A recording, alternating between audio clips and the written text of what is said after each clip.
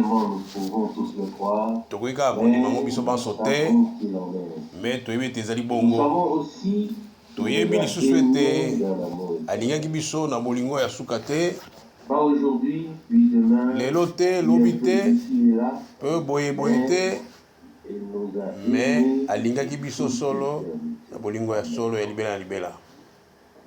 Dieu ne suit jamais le vent, les vagues, jamais comme le fer l'a dit tout à l'heure.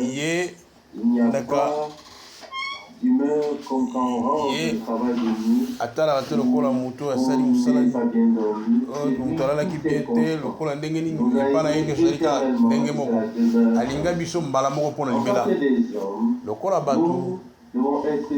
Nous devons être honnêtes, car nous ne sommes pas encore vraiment dans la position nous devons admettre que nous sommes tous mais parce que nous le savons, Dieu si nous ne le savions pas, si nous ne le savions pas, si nous nous trompions à ce sujet, alors nous ne pourrions pas être élus. Je crois qu'il n'y a pas de sujet sur lequel on est autant prêché que l'amour de Dieu. Et on pourrait, je crois que Branham l'a mentionné, pourrait dire, oui, si on donnait une plume à tout le monde, et de langue, et que chacun écrivait avec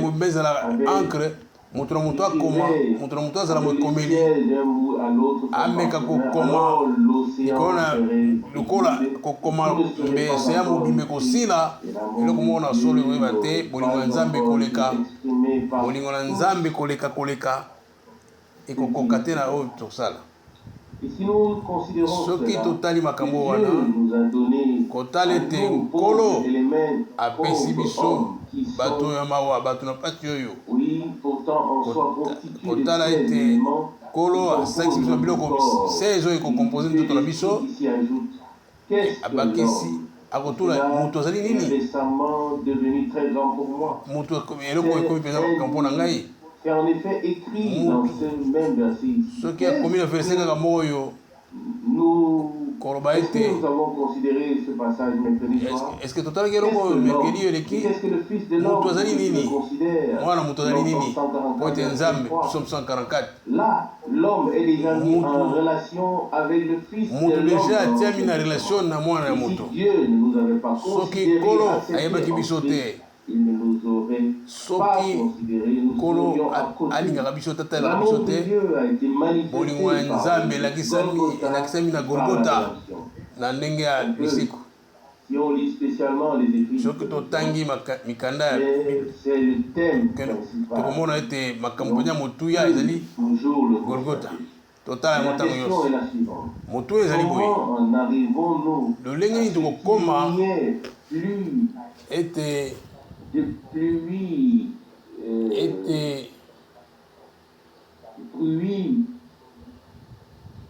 de la première et de l'arrière saison, vous savez que l'on peut aussi prendre actuellement que nous arrivions à une personne dans quelques circonstances mettre l'amour de Dieu à l'épreuve. Que ce n'est pas facile. Oui, c'est peut-être vrai, mais si l'amour de Dieu nous presse, s'il est en nous, alors ce n'est plus toi, ce n'est plus moi, mais il reste en nous. Et alors, espérance ya gloire na biso ezali lisusu nguya ya nzambe kati na biso mwana ya nzambe kati na biso yango ekosala ete biso baoyo ya biso nde bakosenga biso likambo awa yohani akokoma na epitre na ye oyo 1 Jean chapitre 4 kozongela 1 Jean 3 verset 16 eko mpona bolingo na nzambe 1 Jean chapitre 4 kobanda na verset 7 elobi balingami les uns les autres. tolingana bamoko na mosusu L'amour pamba te bolingo ezali ya nzambe mutu nani oyo akolinga engendré de Dieu, abotami na nzambe ou né de Dieu. ote abotami na nzambe Connaît mpe ayebi nzambe celui qui n'aime oyo akolinga te n'a pas connu Dieu. ayebaki nzambe te Car Dieu mpe est amour. mpo ete nzambe azali bolingo.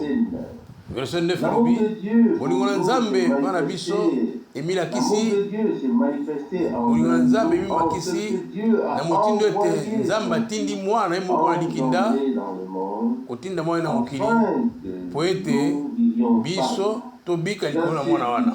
Verset ya zomi elobi cet amour consiste bolingo yango ezali ete point en ce que nous ezali te avons ete aimé Dieu, biso nde tolingaki nzambe mais il kasi nous a nzambe aimés nde alingaki biso et qu'il a envoyé son yango atindi ye biso mwana ye moko na likinda victime lokola te akufela biso na ekulusu.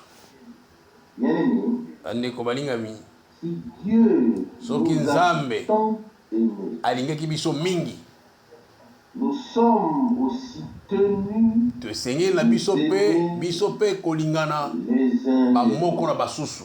Verset 12. Verset 12. Personne n'a jamais vu, moko te amona nzambe mais cependant, kasi si nous nous aimons les soki uns biso les tolingani autres, bamoko na bamosusu Dieu demeure continuellement en akozala nous, ntango nyonso kati na biso et son amour mpe bolingo na ye est parvenu à la ekozala perfection en nous. na kati na biso. Amen. Amen. Ici, awa chaque parole, liloba chaque moko phrase liloba moko awa est d'un poids énorme ezali na kilo monene, eza bozindo et monene, à la fois un miroir na ntango moko mpe dans ezali lequel miroir oyo esengeli biso nous contempler, tomitala, une balance sur ezali laquelle nous balance oyo pouvons biso na biso laisser peser. komitikela komipeze Il ne faudrait pas dire ete baloba na biso te ete bapeze biso bamoni ete tozali kilo te, tozali dans Daniel 5, mesure verset oyo 7. na Daniel 5 C'est 27 une mesure que nous devons mesure oyo esengeli accepter. biso tondima. Celui qui refuse moto aboyi mesure oyo, moto aboyi c'est appliquer cette mesure oyo aboyi divine komitia la à mesure oyo ya nzambe na bomoi na ye subsister akoki kotelema te liboso na nzambe. comme notre frère l'a dit. Lokola Le ebani Seigneur nkolo na biso a de si bonnes intentions. aza na baposa malamu mpo na biso, Il est aussi très sérieux. me azali susu Dans serie la bonté mingi de Dieu, na kati na sérieux bolingo ya est nzambe, aussi contenu. na kati ya bolingo ya nzambe, Lorsque seri ya nzambe ezali Dieu, le Seigneur, a dit au na kati ya bolamu commencement, na ye le jour ntango alobi ete tu en ebandeli mangeras, tu mourras. ete Donc, mokolo Dieu yo a okolia fait mokolo yango Vous okokufa. pouvez comprendre. Tokoki kososola Dieu ete l'a aussi ressenti. na kati Mais nzambe aza na n'est kati, que lorsqu'il kasi est nzambe véritablement soki venu dans la chair, aye na nzete il a na pu mosuni boye, ntango aye na mosuni boye nzambe mesurer et prendre sur ameki lui, mesure, atali et au-dessus de lui se ressenti amoni ete likolo na ye kilo ye de ce qui amikumbeli, nous est arrivé. amoni mayema Dans son kokomela biso état spirituel, au esprit, ete son amour, na lolenge ya la bolingo na ye mais rien kotala ndenge ne s'est mis en ezali mouvement. Rien n'a bougé. eloko moko elingani te 4000 ans se sont po écoulés, ete mais lorsque l'amour de Dieu ntango bolingo na s'est nzambe fait ekiti ya Alléluia. kolakisa emilakisi s'est révélé aux hommes sous amilakisi kati na bato lokola non moto, pas pour ezali te mpona kokweyisa me mpona kosomba oyo nyonso tokengi na nzela ya Yesu Kristo.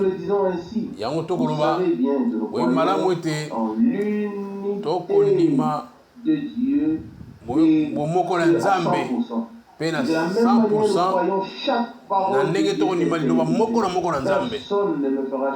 Moto akochange biso likanisi oyo te ntina kono biso asuka lokola komami awa ete na Jean 3:16 elobi ete mwana oyo kola mwana oyo likinda moto mitungisi mpona koyeba nini koloba nini kozala nini simple, aussi simple Mais comme on a pété, n'a eu aucun mal à les saisir. Oui, il n'y avait pas deux personnes impliquées. Il y en avait une seule. Dieu lui-même. Et Marie n'avait senti aucune sensation, rien du tout. C'était l'action de Dieu tout seul. Engendré de Dieu. Eh bien, nous n'allons pas entrer dans les détails. Mais ce passage biblique, je ne pense pas qu'il y a un autre qui résume ainsi une phrase après l'autre. Et dans chaque verset, tant de choses sont expliquées. Vous savez que nous sommes frappés par le premier verset, le premier mot du verset 16. Bien-aimé. 1 Jean 4, verset 7. Cela nous servirait-il à toi et à moi si nous connaissons l'amour de Dieu et n'avions pas compris que nous sommes des bien-aimés, aimés de l'amour intime.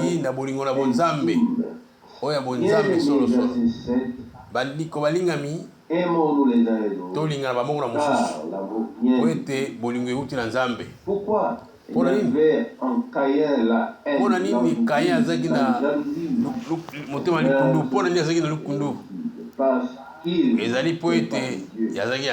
était du malin. Vous pouvez le voir directement ici en regardant la Bible, 1 Jean 3, il nous est dit de ne pas aimer à la manière de Caïn.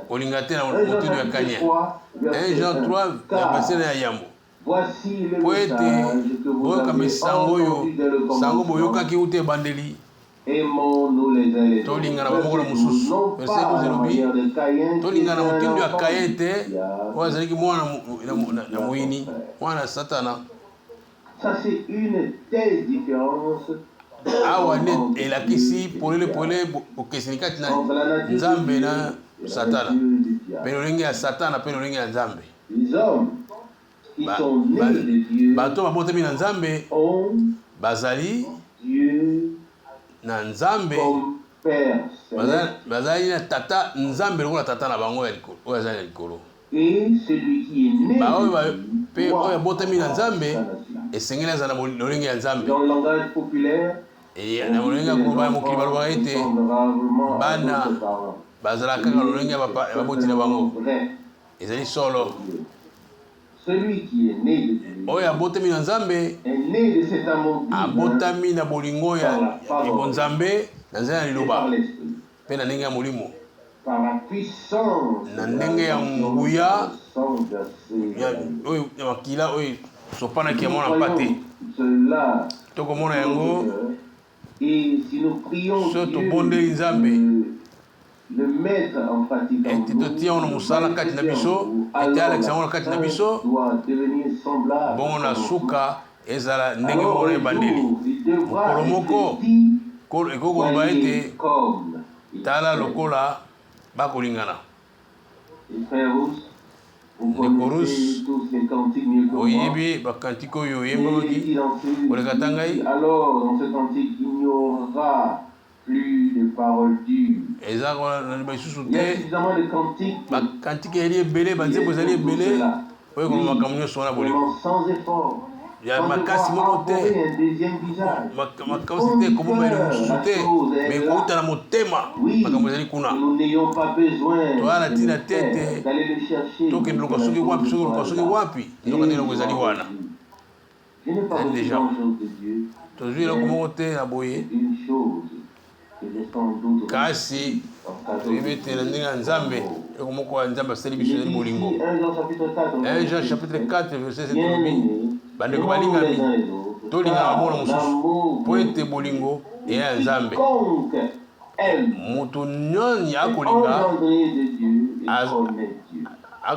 moto wana abotami na Nzambe mingi bayebi Nzambe mpe koyeba Nzambe mpe na mutu bayebi kaka na mutu ekosoloka mpe kaka na mutu me ezali na bato oyo baza na bofongwami liloba na motema na esprit ya Nzambe ntango tango vous ndeko barama koloba êtes deux dans l'erreur, bino mibali bozala kati na libunga et vous les unitaires. bino bato ya unitaire Dieu ne peut pas être composé de trois et être nzambe un. akozala Il ne ya kosalema na peut bato pas misato prier te à lui-même et se parler à akozala lui-même. mpe ye moko te kami lobela ye moko Et puis vous pouvez vous imaginer Boko comment kubanza, les uns ndenge et les bamosusu autres mpe étaient bamosusu troublés bazali parce trouble qu'ils ne pouvaient pas po ete ordonner bakokaki les te choses de manière. kotambwisa makambo na ndenge ya biblia Mais c'est le Seigneur. kasi Nous a nkolo aidés. oyo alingi Et biso nous pouvons nous savoir tokoki koyeba ete ses bien-aimés et ete nos balingami conduits akotambwisa biso makanisi ya malamu par l'amour vient de Dieu. bolingo ekouta na nzambe Tout homme qui te moto aime nyonso oyo akolinga est né de Dieu. abotami na Vous nzambe savez bien, oyebi malamu Dieu ete a nkolo offert ou a proposé son amour à tous. nkolo apesi bolingo na banyonso na baoyo nyonso ya Il en ye est de même pour eza nous. lolenge moko mpo na biso Nous pouvons proposer notre amour kozwa bolingo na biso kolakisa ngo na à basusu tous nyonso ceux qui sont na autour baoyo de nous. banso bazali pene na biso Et s'ils n'acceptent pas cet soki balingi amour, bolingo na biso te oyo bolingo ya bonzambe les changer. nani Même akokobongola le yango Seigneur, lorsqu'il marchait nkolo na sur la biso terre, ntango aza kotambola mokili ne oyo pouvait pas les changer. akoki Il est kobongola dit dans yango la te suite, 1 Jean chapitre 4, 1 Jean 4 elobi celui qui verset n'aime 12 pas oyo n'a alingaka pas te connu Dieu. ayebi nzambe te Est-ce que ce n'est pas là une parole eske sérieuse? likambo oyo ezali makambo ya solo Celui te qui n'aime pas oyo n'a alingi pas te connu Dieu. ayebi nzambe te Si quelqu'un dit ensuite, soki moto alobi nsima ete je n'ai rien contre lui, mais je naza ne eloko mabe mpo na ye lui. te me naza eloko mpe ya koloba mpo na ye Pas te très bien ensemble. oyo te nakozala malamu te na motu wana Déception. o mawa nini oyo Oui, au grand jour. mpe nsima na mokolo wana Oui, na ntango wana beaucoup. ekozala mpo na baike Ce ne sont pas les non-croyants qui seront déçus. ezali te bandoko wana nde bandimaka te nde bakozala dessus Ils ne veulent Mais bato pas bazala entrer déçus. dans la gloire. ezali Ils ne font baoyo pas seulement leur plaisanterie. bakosakana te balingi kokɔta na ngolo ya nzambe te bamona nkembo na nzambe te Les jours dans lesquels nous sommes. toyeba mikolo tozali na mikolo oya Il veut aller là okoki kokende où tous kuna leurs amis sont. epai baninga Les nyonso bazali non-croyants n'ont pas d'espoir. banokoya boyo bandimaka te bazali kondima baza na ntina moko te baza na ntina ya levement te baza na ntina moko te bayokaka mateya ya bongo te bango bakokamwa te mokolo bakosituka mokolo yango te bakosituka mokolo yango Ils te peuvent être déçus que bato ceux bakosituka kaka ezali baoyo ont pensé avoir babanzaki kozala na bomoi ya seko qui s'aperçoivent ensuite me bakende kosituka qu'elle ete ne s'est pas réalisée. ezalaki na yango te esalamaki mpo na bango te ete porte mpo na bango ezalaki ya kokangama Et alors, ekuke ezalaki on kokangama commence à cogner la porte. nde place bakobeta porte Seigneur, beta porte ouvre-nous.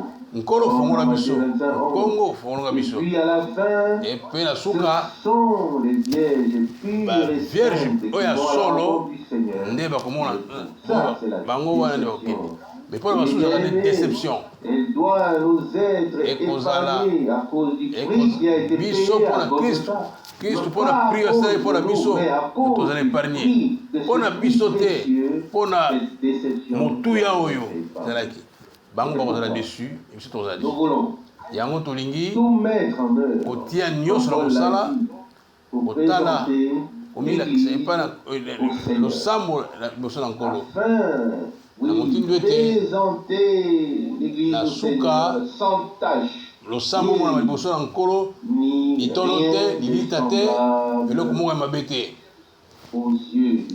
na miso na nzambe na lolenge ya nzoto boye na nzenge ya mabele awa motu moko te akomi na ye moko akotala ye moko te moto akotala kaka baninga mais ezali boye euti ebandeli tokokotikala te wana tomitala biso bamoko mosusu na lolenge bamisusu na lolenge ya golgota na ndenge ya golgota kotala ndenge nzambe asangisi biso boyokani nzambe asali kati na biso tala mwana nzambe eloko moko motu asokwami na nzambe motu asokwami na makila na yesu mona ye moto azali leve tala ndeko loka asokwami bien kotala meloko mosusu te bamele ezali wapi yango nde loba nzambe yango nde makomi ya nzambe ntango boni tokotikala nzambe azala kopasiya te ntango nini croire. Et comme le frère l'a dit, nous aspirons à ce que Dieu se révèle. Il est manque quelque chose. Ce qui nous manque, c'est une révélation claire de ce qui s'est vraiment passé à Golgotha. Qui a travaillé en lui-même dans les premiers temps parmi ceux qui sont devenus croyants. Pour eux, Golgotha était tout. Chacun regardait chacun selon les et tous aimaient, tous suivaient le Seigneur. Celui qui n'aime pas, comme il est écrit, n'a pas connu Dieu, car Dieu est amour. Verset 1 Jean 4, l'amour de Dieu nous a été manifesté envers nous entre parenthèses, il est écrit unique, mais ce n'est pas vrai. Parce que Dieu a envoyé son Fils engendré dans le monde afin que nous vivions par lui. Verset 10. Et cet amour consiste non pas à ce que nous ayons aimé, mais il a envoyé son Fils comme victime expiatoire. Verset 11. Bien aimé. Dieu nous sommes aussi tenus de nous aimer. Amen. Si Dieu nous a tant aimés, si ardemment, comme tel que nous étions, tel que nous sommes, quelqu'un veut se maquiller d'une certaine manière ou d'une autre, venir ensuite vers le Seigneur, le rendra directement. Nous devons venir au Seigneur tel que nous sommes. Il se présente devant le miroir de Dieu. Oui. Mais que celui qui se regarde dans le miroir ne dit pas à quoi il ressemblait. Il remercie quelque chose de nous. Je pense que nous le croyons. Ce qui est dit dans le verset 2, personne n'a jamais vu Dieu. Nous aimons les uns les autres. Dieu demeure continuellement en nous. Et son amour est parvenu à la perfection. Aussi certain que Dieu a mené à bien son œuvre dans le monde, aussi certain gardera son amour dans son peuple jusqu'à la fin et les fera parvenir à la perfection dans cet amour. Un cœur et une âme. Si l'on veut chercher le mot amour, on peut trouver suffisamment de passages. Colossiens 1, verset 7, ou bien simplement le verset 8. Colossiens 1, verset 8. Il nous a aussi appris de quel amour l'Esprit vous a dit. Rendez grâce au Père. Il nous a rendu capables d'avoir part à l'héritage du Saint dans la lumière. Il nous a en effet délivrés de l'emprise des ténèbres. Il nous a transportés dans le royaume du Fils de son amour. Ici, dans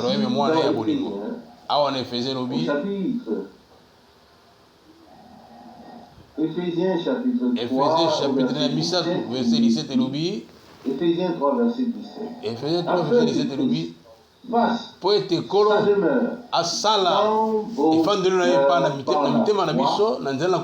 et que vous soyez profondément enracinés et établis dans l'amour. Verset 18. Verset 18 Afin que vous soyez capables de comprendre en union avec tous les saints la largeur, la longueur, la profondeur et la hauteur du conseil divin de salut. Il y a conseil à Kolo pour la et de connaître l'amour Oyeba, verset 19, Oyeba, bolingo eleki bolingo nyonso, eleki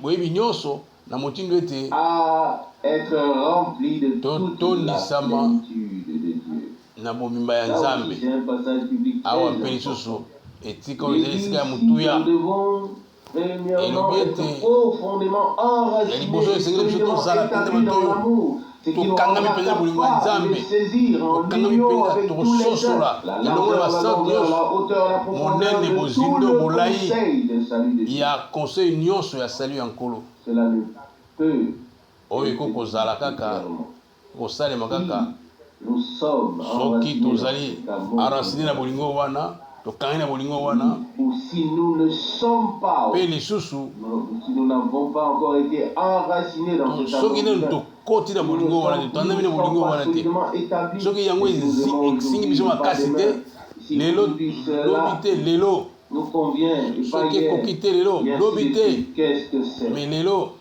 Oui, okomi tuna ezali nini bolingo oyo humainement, même humainement, ce n'est pas juste. na ndenge ya bomoto boyo ezali mpenza malamu te boso na Nzambe esengeli yawa biso tozosu verset 16 eza na motuya Ephésiens 3 verset 16 apesa biso kokola bozwi oyo nkembo na ye apesa biso nguya na nzela na molimo na ye na kati na moto ya katikati po ete nkolo Yesu asala ya ye evandelo mpona biso na nzela na kondima kaka na asamble te koya na asamble kaka te me na kati na biso Nzambe mifandisa kolo akovanda na kati na losambo ezali malamu eloko oyo ezali elaka oyo apesaki ezali mpenza solo ekotikala be solo ete kolo aza na kati na asamble na ye moto yango ekokongola yango te me kasi ekosongosi mpo na libele te seulement avoir des réunions bénies, oui, tous les enfants.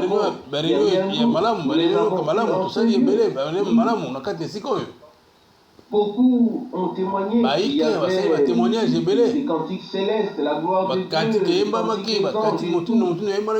nous qui étions présents, nous sommes également réjouis. N'oublions rien de ce que Dieu a fait.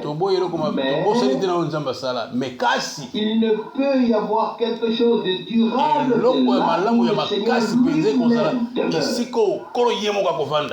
Où il ne vient pas seulement pour dire mais là où il véritablement. Passage biblique. Verset 16 elobi, Ephésiens 3 elobi, apesa biso kokwana bozwi na gloire na ye so totali bozwi ya nkembo na ye toyebi te wapi maye na biso ezosuka po ete nkolo libela na libela aza na ebandi te aza na suka te ndenge yango mpe bozwi ya gloire na ezali apesa mpe na verset 16 lokola bozwi ya nkembo na ye na molimo na ye non pas par toi, pas par moi, na yo te na ngai te na biso te na molimo ya ye d'être revêtu ete de puissance tozwa nguya tolatema na nguya dans l'homme intérieur. tolatema na nguya na molimo na ye na moto ya katikati mpo na likolo alobaki ete bovanda bozela na Jérusalem tikino bozwa nguya ya molimo bolatema na nguya ya molimo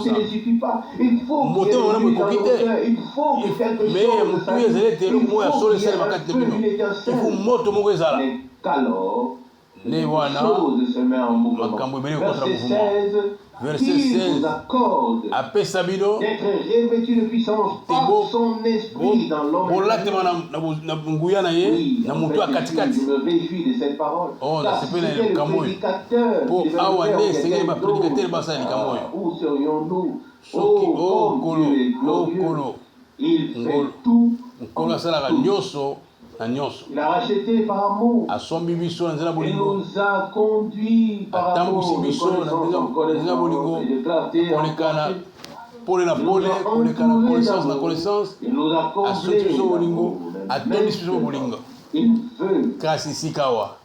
Il ne veut pas travailler de l'extérieur vers l'intérieur, mais il veut travailler de l'intérieur vers l'extérieur. Maintenant, il veut faire sa demeure en nous, revêtir de la puissance par son esprit dans l'homme intérieur, afin qu'il fasse son habitation dans vos cœurs par la foi, et que vous soyez profondément enracinés et solidement établis dans Alléluia. Nous voulons prendre cette parole ce soir, car l'une chose est liée à l'autre. Chaque parole de Dieu en particulier est placée dans son contexte. Prononcez ainsi dire une après l'autre. Alors, oui, je vous en prie, il n'y a pas de faille. Il n'y a plus rien, tout est lié ensemble. Nous voulons que cela devienne verset 16, Ephésiens 3, il vous accorde, selon la richesse de sa gloire, de puissance dans l'homme intérieur. Fasse son habitation dans vos cœurs par la foi. Soyez profondément enracinés et fondés dans l'amour. Verset 18, afin que vous soyez capables de comprendre en union avec tous les saints la largeur et la longueur, conseil ça, c'est les passages bibliques les plus glorieux. Si nous lisions encore un autre passage, alors ce passage est parmi les plus glorieux. La parole de Dieu est devenue précieuse elle nous interpelle. Et ce soir, nous disons Dieu nous a parlé par ta parole. Nous aimerions que cette parole oui, ainsi que ce qui est exprimé ici, cela devienne équipe-nous de la puissance de ton esprit. Fais que nous soyons profondément enracinés.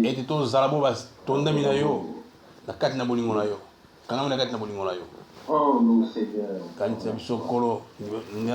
N'oubliez pas, la foi est le lien avec toutes les promesses de Dieu. Sans la foi, il est impossible. Sans la foi, nous n'obtenons rien. Mais Dieu nous a donné par sa parole une foi inspirée par l'Esprit. Et nous ne pouvons pas faire autrement que de croire, n'est-ce pas? La parole de notre Dieu est précieuse. Et c'est réel. Nous ne pouvons pas faire autrement. Pour terminer, laissez-moi lire glorieuse parole. Les sont tombés dessus. L'a lu. Il est dit, pourquoi est-ce que tu as lu, frère? Dans le chapitre 13, verset... Jean chapitre 13, verset 1. Je dois lire le verset tout entier à cause de la dernière partie qui est le point.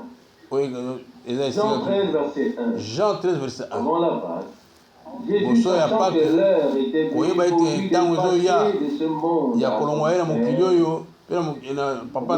va aux siens qui étaient dans le monde l'amour qu'il avait pour eux jusqu'au dernier moment. Ça aussi, c'est un passage biblique. J'aime. Il dit à la fin du verset, jusqu'au dernier moment. Pas seulement jusqu'à la crucifixion ou la croix, mais encore que la paix soit avec vous. L'amour de notre Seigneur pour les siens n'a commencé nulle part. ebandaki esika moko te mpe kosuka mpe esika moko te. Cet amour était, bolingo oyo est et sera. ezali mpe kozala. Ici au verset 1, sachant que l'heure était venue pour lui de passer mpo na ye ya kolonga na mokili oyo te kokende mpe tata na ye. Il prouva, Jésus prouva aux siens qui étaient dans le monde l'amour qu'il avait bolingo azali nango mpona bango ntina ntango wana ya suka. Il sait que nous yango nous apprêtons ayebi ete tokobelema pepe na bolongo na mokili oyo avoir pour nous jusqu'au dernier akozala bolingo moment nyonso ntina batango ya suka wana dont il nous a aimés. bolingo oyo alinga biso. Alléluia. Croyez-vous cela? omoni yango quand je voyageais seul ntango tokomona en Israël, j'allais toujours dans la maison ezalaki ntango nyonso ndako ya lazare ngambo na betani po ete namonanga moko esika wana là où il s'était passé quelque chose de kuna esika bizarre. makambo elekaki ya motuya Et lorsque le Seigneur a levé ses mains, ntango il a azalaki béni les kokende siens. baoyo Il a yaye levé bazalaki du milieu d'eux en les bénissant. ntango alongwaki kati na bango apamboli bango Comme s'ils ressentaient dans leur cœur. bayokaki ndenge na motema na bango. Alléluia. Halleluya. Le Seigneur les a ntango quittés en nkolo les akolongwa bénissant. bango akopambola bango Il a aimé profondément alingi bango tous mingi ceux qui lui ont été alingi bao donnés par le nyonso Père. bapesaki bango na nzela ya tata boyo baso papa apesaki bango gloire à Dieu mpona na nkolo mpona nkolo. Alléluia. nakoba likambo oyo malamu Comme le disent les Écritures. ndenge makomi elobi Tous ceux bao banso qui m'ont été donnés bao nyonso bapesamelaki ngai viendront à moi. bakoya epa na ngai. Dans Jean 6, verset kola 37, Jean 6 verset 37 elobi je ne perdrai aucun. nakobungisa moko na bango te. Tous. Bango banso bakozala Vous wana verrez combien, komona oui, là aussi, Dieu a wana mpe lizokomona combien annoncé les wana choses kola avant nakisi par la makambo na prophétie. polele deja liboso Parfois, na prophétie J'en arrive à dire, nakomi Seigneur, paso naloba ete nkolo cela fait, oui, bientôt 30 ans, et des milliers de prédications 30 sont maprédication passées motuki na sur mes motuki lèvres. esalemi Qu'est-ce que je peux encore dire? eloko mosusu nakoloba Sur quoi puis-je encore prêcher? ezali te esili nini Mais kasi nous avons ici une source éternelle. tozala Alléluia. oyo liziba oyo osila te Quand nous pensons que rien ne va source oyo plus, komisa ntango il n'y a nyonso plus rien, ntango tokokatisaka eloko mosusu là, ezali te la chose commence wana vraiment. ndesi Et aza alors, bakoba on eloko peut presque dire, Seigneur, tokokoloba ete je ne nkolo peux pas supporter tout cela. Dieu, et la parole okokosuporte wana de te Dieu sont si liloba ya merveilleuses. nzambe na Il a nzambe na aimé biloko ya les kitoko siens de mingi tout cœur, et de alingaki toute bao ya son ye na âme. motema Et mobimba il les na motema aimera. mobimba Il mpe a akolinga bango mpe aimé alingaki oui, de bango son cœur et intimement. alingi makasi mpenza Et koleka il les aimera jusqu'au dernier mpe moment, akolinga ngo jusqu'à ce ntina que ntango ya ses suka bien-aimés se présentent akolinga ngo devant lui. ti te mokolo bakola milakisa liboso na ye balinga mine bakozala liboso na ye maloba ya motuya alobaki ete aleki kozwa bino esika mpe nakoya kozonga kozwa bino. Avec moi. Selon Jean 14, Jean 14 verset 2. Regardons donc au-delà de tous les fracas et de toutes les na makambo nyonso toza nango kokoso nyonso toza nango totala mosika mokili oyo eza na ntina te mokili oyo eza soki na ntina te oui, reconnu qui nous sommes vraiment, à savoir les enfants de Dieu. ete biso tozali bana nzambe Oui, des êtres ete tozali bana ya nzambe Dieu a gracié pour l'éternité. biso ya bato oyo nzambe Il nous veut du bien à toi et moi. asali biso ngolu mpo na libela Nous voudrions de lui dire, biso tolingi Seigneur, koyebisa ete nous nkolo sommes ici, tozali awa accomplis chaque promesse et chaque parole kokisa à nous. elakano nyonso mpe libano nyonso kati na biso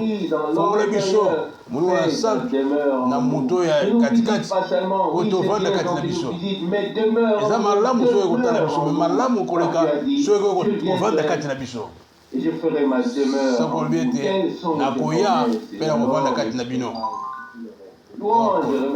matondi masanjolo ezonga nkolo epai na nkolo na biso tokamwe dimanche oyo toleka ete liboso réunion esalema namelaki kafe na bafrère mo frère chamere ezali frère chamere na frère chamere eloko alobaki abi ete ndeko frank mbala moko na lobi outa chambre nanga na lobi lever mes mains. C'est là, je voulais déjà. J'ai dû lever mes mains pour prier pour toi. Puis j'ai appelé le frère Ting et je lui ai dit, là, dans la élève tes mains et prie. Alors, oui, les larmes ont commencé à couler. Pinzo les armes bima biso. Pinzo les armes bima biso. Ya solo pinzo les armes bima. Des frères qui lèvent les mains saintes. Tomboli maboko. Pour te accorder le combat spirituel. Oyo. Amona bozindo likambo. Na kotala. Maintenant, malheureusement ou pas grave. Tango stoki nandela ngolu. Mais Dieu nous ira de manière à ce que nous soutenions les uns les autres. Akosala motu te to lingana to esprit na mona mususu. Ete biso to sangana na bolingo na Nzambe. Na ndenge pesemelaki biso. Tel qu'il nous l'a été donné à toi biso na yo pengai na Golgotha. Et notre amour, kotala ndenge te bolingo na biso nde bolingo na Nzambe. Ne va pas aller très loin. Mais si nous avons l'amour, bolingo na Nzambe soto ya libela ya Golgotha. Alors tout va bien pour nous. Nyonso okeli malamu mpona biso. Cet amour pe bolingo yango yango nde kokota. On a entendu la voix. Ndeko Branham ayokaki mongongo koloba kaka bolingo ya solo nde kokota mpona biso banso. Amen.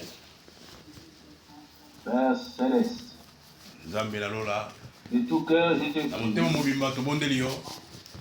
Prie ensemble avec mes frères et sœurs. Je te prie de faire en sorte tomboli na ndenge ete parole maloba oyo ekoma solo katikati na biso ete yo omilakisa kati na biso. Alléluia, alléluia. Lokola esalamaki na ebandeli. Seigneur, nous te remettons tout. Kolo tu le sais de toute façon. Tiki yo yebi yango utakala ete to tondo botondi ete osala makambo na molomo na kombo la Yesu Kristo. Amen.